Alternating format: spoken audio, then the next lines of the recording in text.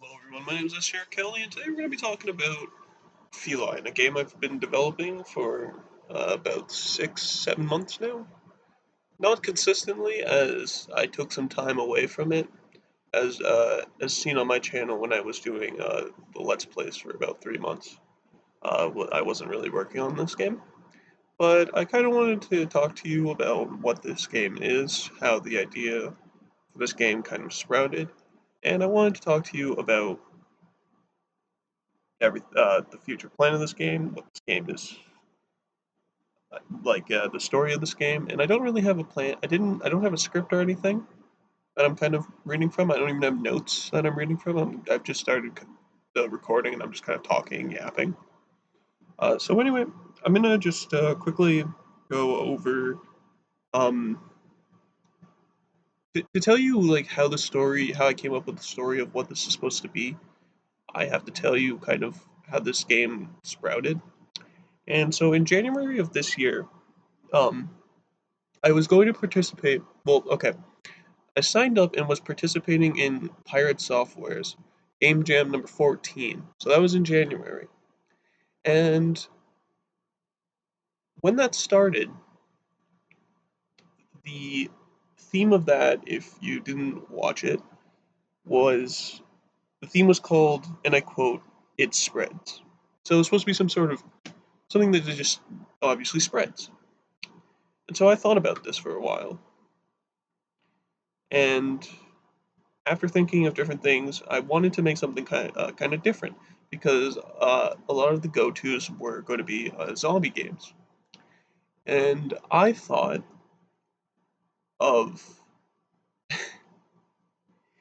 toxoplasmosis, which, if you don't know what that is a real-life parasite that can be found in cat feces, and if it enters the human brain, it can cause a person to behave very irrationally and like basically fall in love with their cat kind of. If like I'm really butchering the definition of what toxoplasmosis is. You should look it up. But the kind of twist or the difference between real life and my game is toxoplasmosis has kind of evolved and has become sort of like this airborne virus. So it's just easily more infectable, if that's a word. I don't know. So you play as Quinn, my actual best friend in real life. And pretty much everybody who's going to be named in this game is pretty much a close friend of mine, except for the first enemy that I created, sort of. Um, yeah, that's how that was. I've also signed up. Quick side note: I signed up for the Game Jam number 15 for Pirate Software, so I'm excited to start that. And going back to that,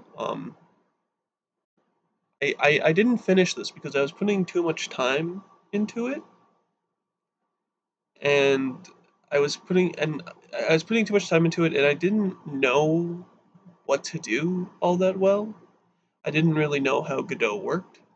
Godot is the game engine I'm currently using. I highly suggest it if you're a first-time developer. It is free and open source. Um,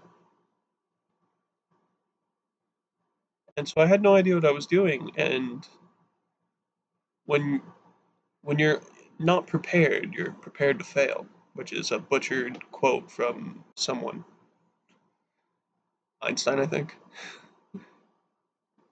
Not preparing is preparing to fail or something like that. Anyway, um, so the game. So now we're going to get into kind of the development, the ideas of the scenes and everything, and kind of go over my idea and things that need to be changed, things that were challenges that maybe can help you in the future. So this is our main scene. This is the scene that'll start up with the player and in his room, the player Quinn. Don't mind why he has a baseball bat.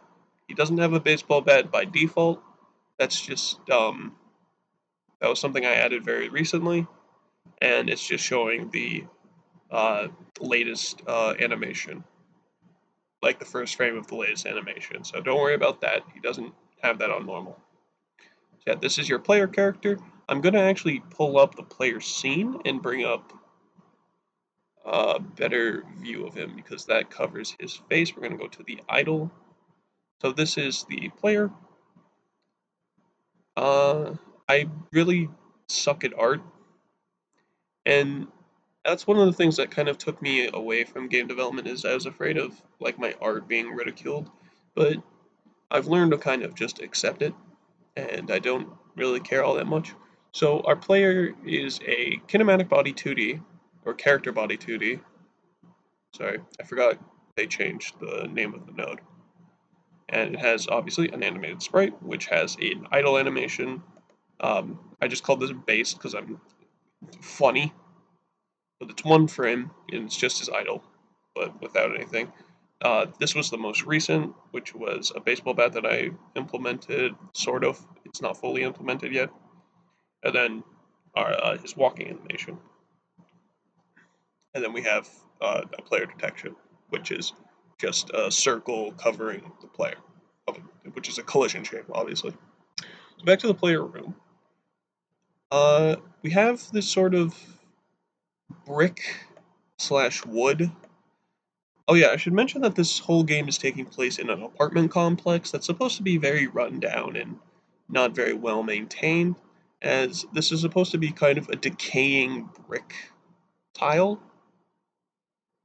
Like these bricks are supposed to be sort of decaying, and like I haven't really added the detail into it, but this is supposed to signify walls, and it doesn't really match, but that's okay.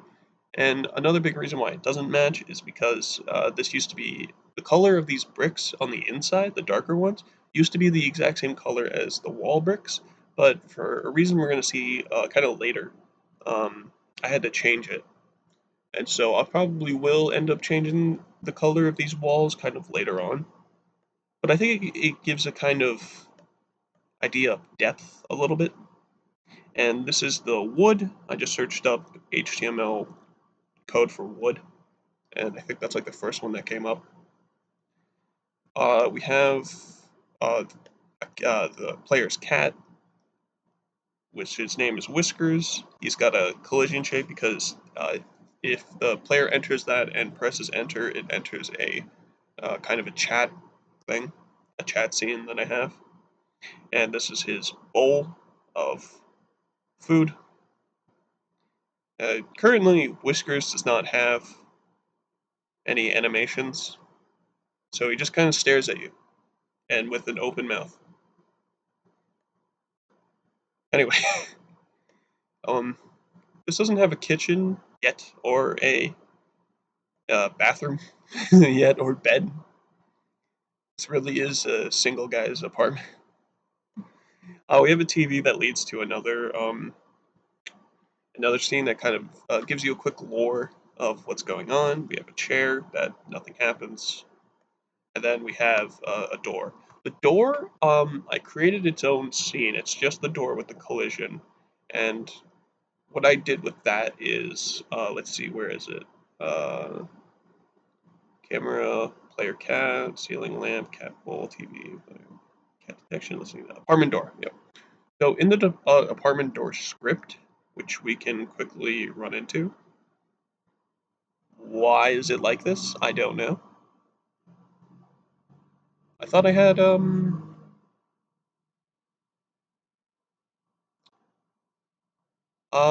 I don't know why it's doing this. I'm gonna be real with you. Huh. Well, I'll have to fix that later. Um, that I actually had no idea it was like that. To be completely honest with you. Um, yeah. What I thought was there was I did an export in the script, and I called it a door ID, and then the door ID uh, is for the collision shape, and it'll match an integer, and I might want to change it to a string. I might. I probably want to switch it to a string for better to understand exactly where things are going. Because if I just do 1, 2, 3, 4, I'm gonna have to remember, oh, 4 leads to this scene, 5 leads to that scene. Oh, maybe it was door detection that I'm looking for. Yeah, I think it was door detection, not the actual door sprite. Yeah. Oh, I did change it to a string. I did. So yeah. Okay. So it goes to the hallway, third floor from player room. And so I have this export. Let's go to the editor, and yeah, there it is. So I recommend this because you enter in what the door ID is, and then it will match the scene. This isn't complete yet. Don't don't look at this. I could use your help, Godot developers, because the next thing I need to learn is how vector twos work and how you can kind of manipulate them. Because what I want to do is when the player leaves this to go to the hallway and then comes back, I want the vector 2 to change so that the player is actually here when he comes back into the room, but not when the player is here. Because currently, if you just do it how I think to do it, which is use change get tree.change scene to file and then go back to the player room, it'll just spawn him here. So I could use your help with that. I'm probably going to also look online. And so yeah. And so we have this we currently have two collision shapes I talked about earlier that are also areas, and they lead to other scenes, and these other scenes are kind of uh, communications. And I probably could implement we're going to talk about this a little bit later. I could implement a way on how to have them pop up just in the scene in general and not um, create a whole new scene because that might be better for performance. But currently, what happens is if you're in this collision shape and you press enter, you're led to the uh, talk to cat scene where we just have kind of a zoomed in version of where the cat is currently. And obviously, it doesn't match because I haven't fixed it up yet. But I used a camera that is zoomed in on 4 still. I thought it was zoomed in on 6. So we have the same tile map. We have the cat still there, and we have a 9-patch rect that has a black background, and that's going to be for every communication. And we have a label to hold the text. The thing about the text in this game is I was having a lot of trouble with it for a while. I figured it out. I was having a lot of trouble because so at first, I didn't have any fonts because I thought the default font would work, and trying to change the size of the font, it was very pixelated. Very pixelated and very blurry. You could not read it whatsoever. There were no letters readable. So what I did was I did some more research and I learned that I had to use a font, and so I looked up free use fonts and I found this font called Minecraftia. It's the Minecraft font, and you're able to scale it. It starts at 16, but you can scale it to 8, and it still is readable.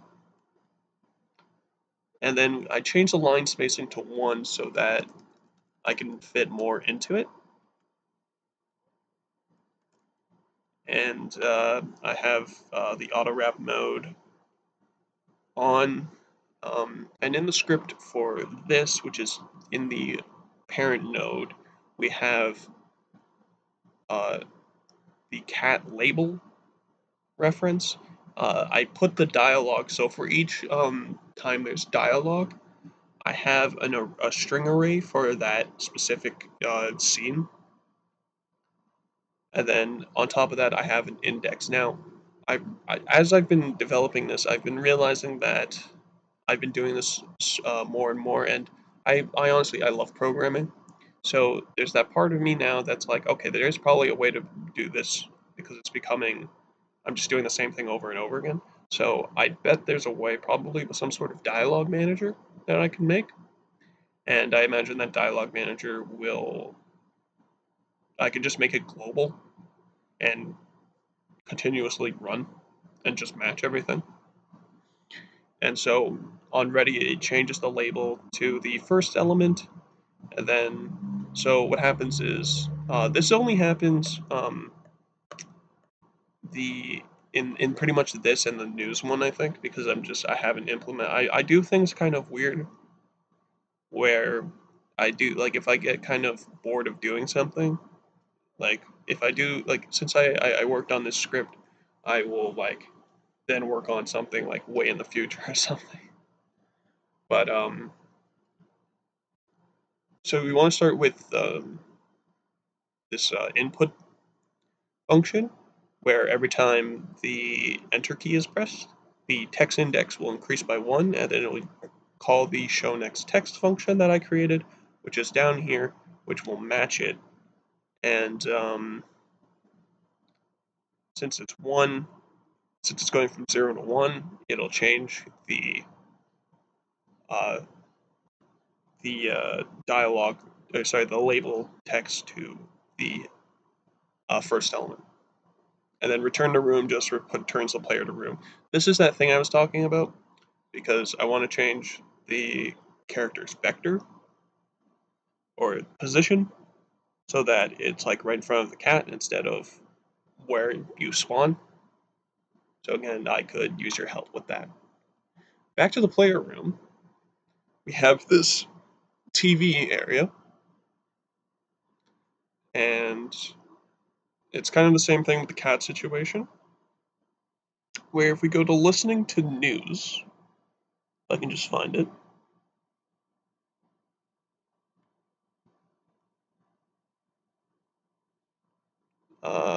I guess I can just open its script, really. It's just the same thing where it's kind of zoomed in. Um, I'm going to do that because I don't really need that at the moment. Character and range, match text. Oh, okay. Sorry. I'm going to actually keep that. I need to redo a lot of this and change some stuff. So that needs to get changed. Yeah, okay. I am looking back on this now because you can tell once we get into the later half of this that I've upgraded and changed how I do things. This is not the same as I'm actually rereading this and being like, what the hell was I doing? So I have, oh yeah, so I was kind of confused on how to make sure the player was in range. Leave me alone. Windows. I'll free up space when I want to. Um, so I was kind of having trouble understanding really how uh, make sure that it was specifically the player in the collision shape. So the player is in the player script is in a group just called player. There's nothing else in that group. It's just the player. But I forget what it is. But later on, I figured out how I think it's like body dot if body dot has or something has node I think, and then character in range equals true. Character in range is a boolean, and we'll see that pretty much in every collision. And then I tried to make a text manager kind of thing where if the character is in range and input is the enter key, it changes the scene. I need to change that though. I don't like how it is, but we will change it later. That pretty much is it for the clear room. I have a ceiling lamp here. That's pretty much it for that. The dialogue, I don't know if I want to go through it. It's just kind of like I think I'll leave that for experience. Other than talking to it, maybe I'll make a separate video where I talk about the dialogue and how I kind of think about how it's supposed to have an impact on the scene. So moving on, we go to hallway 3. So hallway 3, I don't know why I called it hallway 3A. It's just supposed to be called hallway 3. I'll probably refactor that. I need to fix that because it's not being shown. Yeah. There should be a collision shape here that just goes back to the playroom. I think I didn't add it because um, I want to learn how to change the vector too. And so this is just kind of a bigger version of player room, pretty much. It uses the same um, tile sets, pretty much. And the camera, instead of being in a static position, it actually follows the player, so it's a child of the player. And yeah, I put these 9 patch. These aren't ordered, or like not ordered. Sorry, these aren't positioned very well, but that's okay. I'm trying not to be a perfectionist with this thing. But above every door will be a 9 patch rec with a label that indicates the apartment number and, yeah, just the number. Supposed to be, each door has a collision shape and an area that will lead to its specific room. So far, there's nothing really about this that's special. I created this elevator that has an animation, and so every 0.3 frames, it will do this kind of off and on thing. So we'll see really quickly if it wants to show it. Yeah, there we go, and then goes off, then comes back on. So I'm trying to give that feel of like it's the electricity just kind of keeps going out with it. And then we have an open animation where I eventually need to implement a collision shape here with an area that if the player presses enter, it plays this animation, and then brings the player down to hallway 2. Moving on, we're going to go to the apartments of the 3rd floor. And so apartment 3A, that is not what I wanted. Spoilers for that. I wanted apartment 3B. So apartment 3B is kind of the first place the player is meant to explore. I'm going to close the other scenes just really quick so I don't have all of them going. I don't need to save all that. That's fine. Hallway 3 can be closed, and apartment 3A for now can be closed. I don't think I've actually explained like what the genre of Feline is supposed to be, which is kind of this adventure horror. It won't have like I don't think it won't have like any jump scares, but it'll kind of just supposed to make you feel kind of unsettled. I think that's what I want. What I'm going for. Uh, so this is 3B or Tom's room. Tom's room is extremely similar to the player room and like other rooms in this game so far. It's very simplistic now because I haven't designed any like kitchenware, beds, or like a bathroom for each room. It's just kind of these bare bones, kind of TV, couch, painting. Sorry, not painting, but like some sort of decorative thing, and then another decorative thing, I guess. Uh, we have a collision shape in the middle that gives us a text that gives us some more insight on who Tom was. Tom is was a Tom had a family together. I think was what I was going with, and as we can see, that's Tom.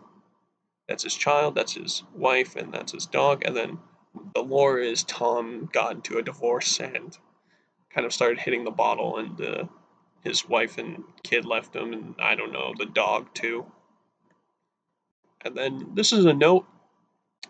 Um, I don't know if I should go in on it. I might leave that to the people that play it. Uh, some very nonsense. This is I want to get across that even though I'm talking very lightly and the game kind of looks kind of funny with its pixelation and stuff. Uh, there is some very dark topics. This is if you haven't caught on, this is a note. This is a note.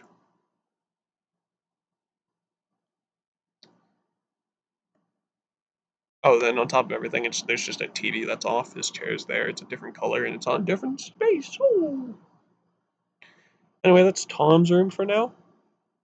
We're gonna go down to 3A, which is supposed to be the start of where the player is like, okay, what the hell's going on? So this is the reason why the background of the bricks, why the color is different now than what this was. Because you can imagine trying to read this where you're already having trouble reading it. But that's sort of on purpose. And then the background is kind of a brighter red, but it blended in so much that you couldn't read this. This says, I love my cat. And then we have a knocked over chair and a knocked over with cracked TV. The person who lives here doesn't have a name. I don't know if you want to come up with it. You know what? Let the people create the lore. If you want to create a name for this, go for it. I don't know who lives here. That's the whole. That's pretty much all of the first hallway. I wanted to get across kind of lore buildup where you are exploring and kind of understanding what's going on in the world, sort of. And before I implemented any characters. Moving on, we're going to hallway 2, which currently doesn't have anything too special. And does it show these? No, it's not here. Wait, is it this? Okay, no, these are, what am I thinking of? I thought I had, did I not save it? Oh my god.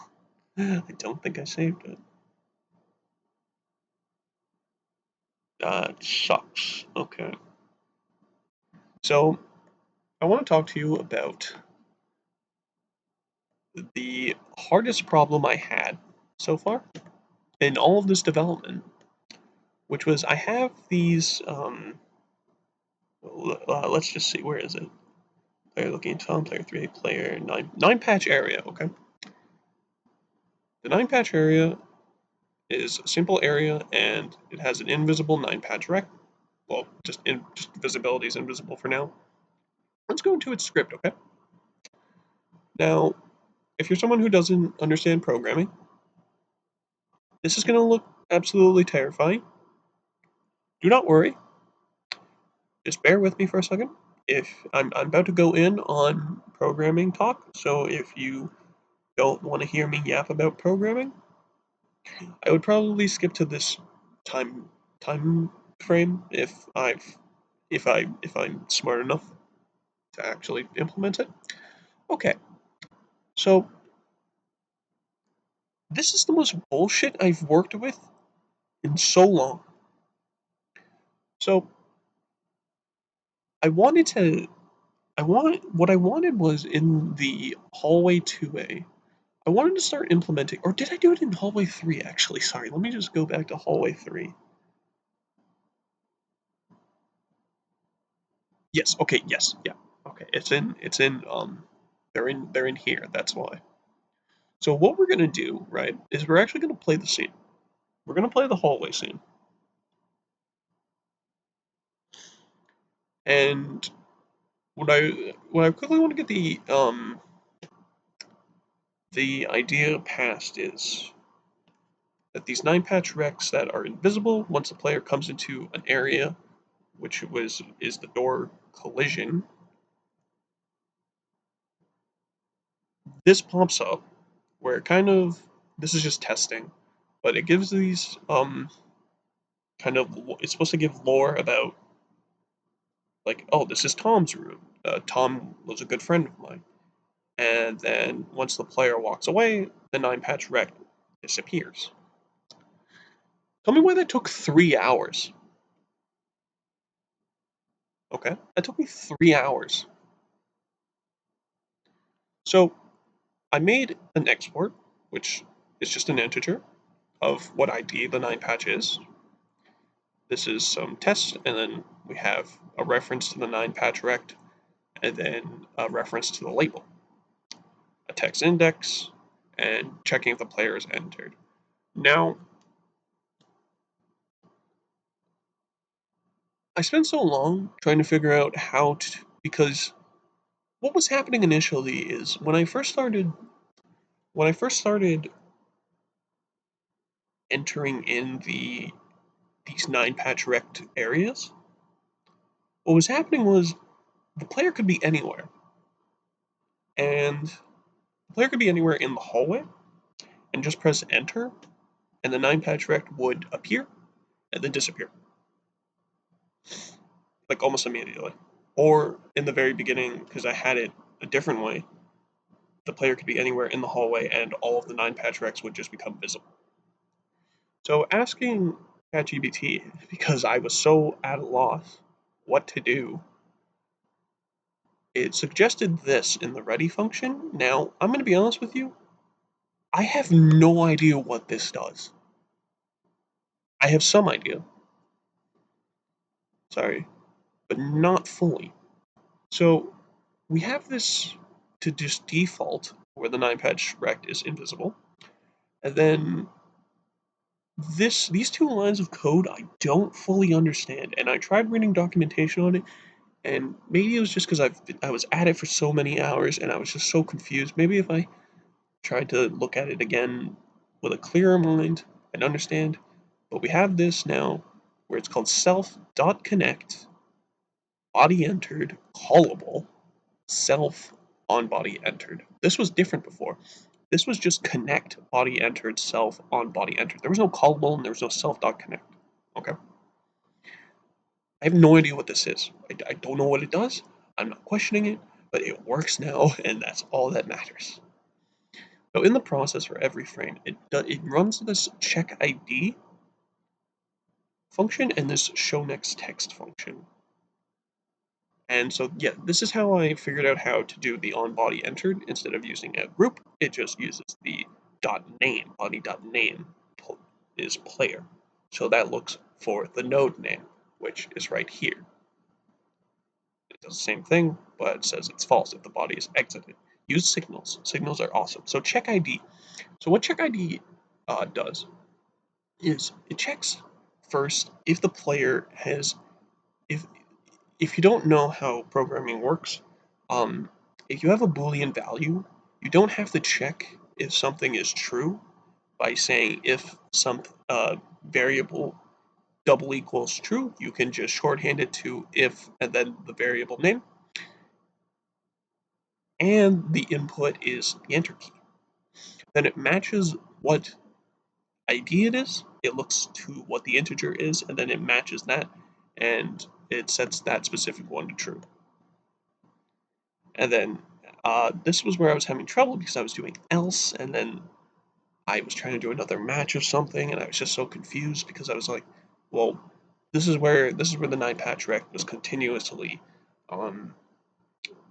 like reappearing and disappearing. So instead of doing else, I did else if not player entered, which is just player entered equals false. All 9-patch references are false. .visible are false. And then show next text is exactly how it sounds.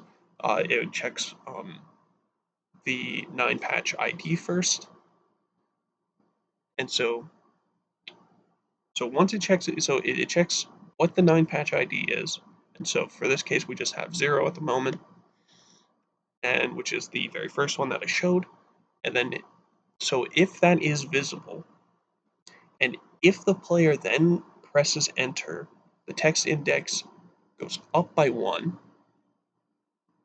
and then it matches the text index and changes the label text from there. Wow, that was a mouthful. Let me drink some water. But yeah, like that took me hours, man.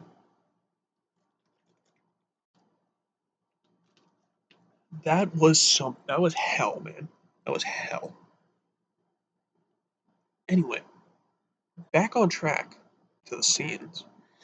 So we've looked at hallway 3. We're now on to hallway 2, where we're kind of getting at the end of the first part of this.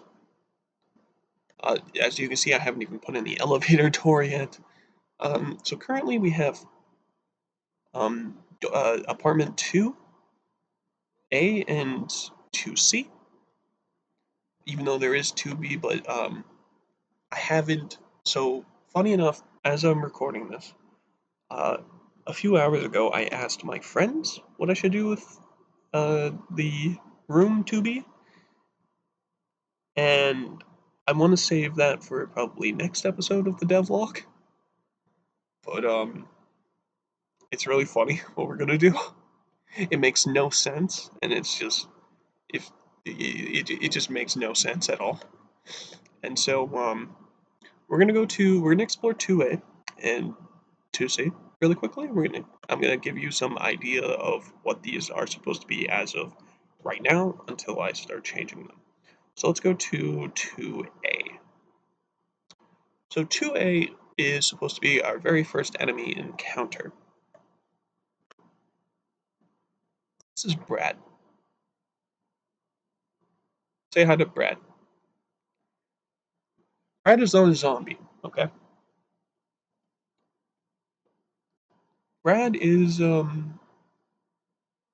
he's a fun guy, okay?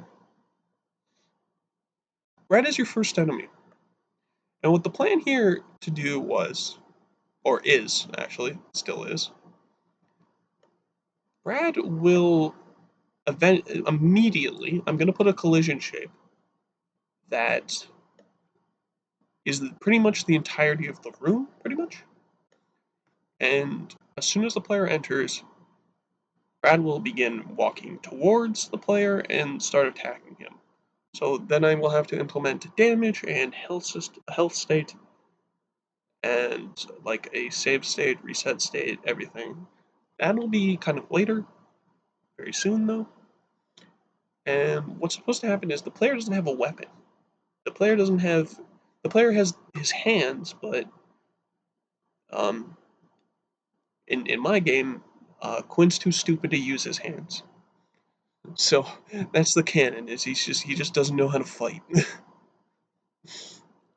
And so what's supposed to happen is the player thinks that he can attack Brad, but he can't. So I want to encourage kind of that. Oh, I have to actually explore before I fight Brad. And so the player is meant to go back to not hallway 3, but hallway 2, obviously. Let me kind of, yeah, close some of these. So the player comes back to hallway 2, and um, this will be a funny, and then he reaches 2C. Now, 2C is where I left off my last part of the development.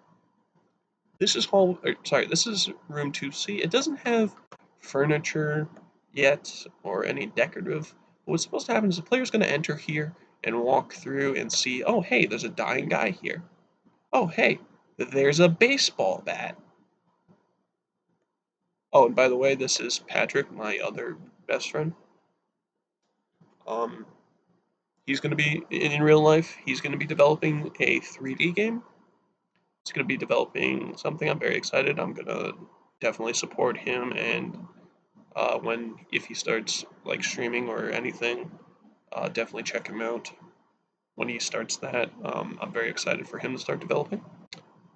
Uh, I need to put something here, maybe like what his chair was supposed to be, kind of right here, and then this is supposed to be him kind of laid up, and he's gonna say his final words to the player, kind of saying, "Hey, take the bat, kill him," or something. I don't know yet. I haven't gotten that far in the dialogue yet. And then the player will get the baseball bat. So, yeah,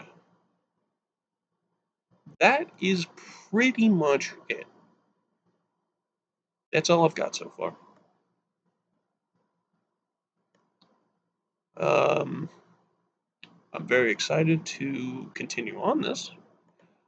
If you have been noticing, if you go through my most recent videos, well, if you go in the videos tab, it won't show it, but if you just go through like all of my content, I was streaming a bit of the game development on YouTube, but I've recently switched to Twitch.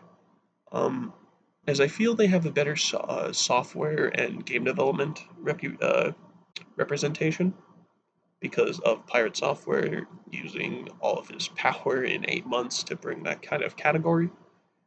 And yeah, that is pretty much going to do it for me. That's all we have so far. If you want to watch me develop this game live, I live stream pretty much every other day. I don't like. Here's the thing: I want to stream every day, but I don't. Like I was gonna do it today, but I'm just thinking about just recording this today and kind of taking it easy. But I'm gonna very minimum stream every other day. And yeah, if you want to check me out, the my Twitch will be in the description, or twitch.tv/sjrcowleydev, capital SJR, capital C, and capital D in dev. That's gonna do it for me. If you did enjoy, make sure to like, make sure to subscribe if you're new, and I'll see everybody later. Bye bye.